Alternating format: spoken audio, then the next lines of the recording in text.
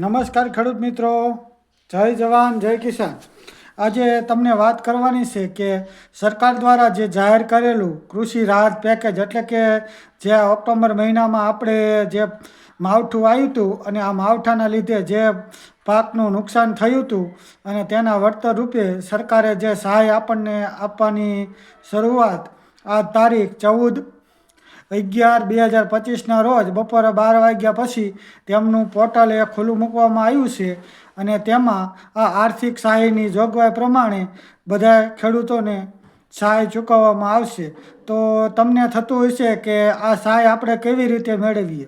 તો મિત્રો, તેના માટે સરકાર દ્વારા ગામના વીસીએ દ્વારા એટલે કે ગામમાં જે પંચાયતના ઓપરેટર કોમ્પ્યુટર ઓપરેટર હોય તેના દ્વારા ફોર્મ ભરવાનું આયોજન કરવામાં આવ્યું છે. એટલે કે તે લોકો વગર પૈસા લીધે તમારું ફોર્મ પંચાયતમાં વીસી દ્વારા તમે ભરાવી શકો છો.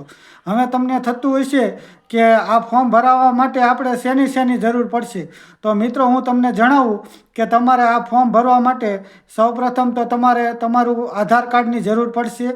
ત્યારબાદ બેંક પાસબુકની જરૂર પડશે. બીજી વસ્તુ છે કે તમારા 7/12/8ના ઉતારા પણ તમારે આના માટે પંચાયતમાં માગે તો તમારે દેવા પડશે. એટલે કે 7/12/8/12 અને 8/8ની નકલની જરૂર પણ પડશે. મિત્રો, બીજું એક કહેવાનું કે આ ફોર્મ 15 દિવસ સુધી સતત ભરાવાનું ચાલુ રહેશે. તો તમે તમારા ગામની પંચાયતમાં જઈ અને આ ફોર્મ તમે ભરાવી શકો છો અને તેનું વીસીએ દ્વારા આ ફોર્મ તમને ભરી આપશે. આના માટે એક તમારા પાસે મોબાઈલ હોવો પણ જરૂરી છે. એટલે કે મોબાઈલ નંબર પણ હોવો જરૂરી છે. તમે કુટુંબના કોઈ પણ સભ્યનો મોબાઈલ નંબર તેમાં તમે આપી શકો છો.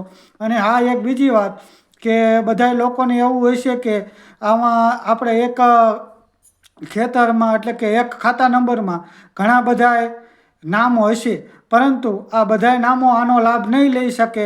પરંતુ કોઈ એક વ્યક્તિ એટલે કે કુટુંબના કોઈ એક વ્યક્તિ વારસદાર હોય તેના નામે તમે પણ આ ફોર્મ ભરી શકો છો. મિત્રો, બીજું એક કહેવાનું કે આ ફોર્મ 15 દિવસ ભરાવાના છે અને જો 15 દિવસ સુધી તમે પંચાયતનો સંપર્ક કરી અને ફોર્મ ભરી શકો છો.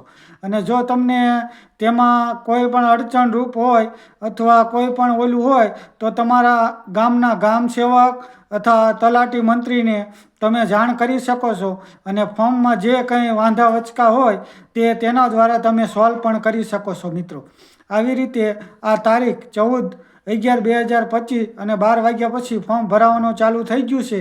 તો મિત્રો, તમે આ વિડીયોને એટલો શેર કરજો કે બધા ખેડૂત મિત્રો આનો લાભ લઈ શકે. જય જવાન જય કિસાન, ખેડૂત સુખી તો સૌ સુખી. જય માતાજી.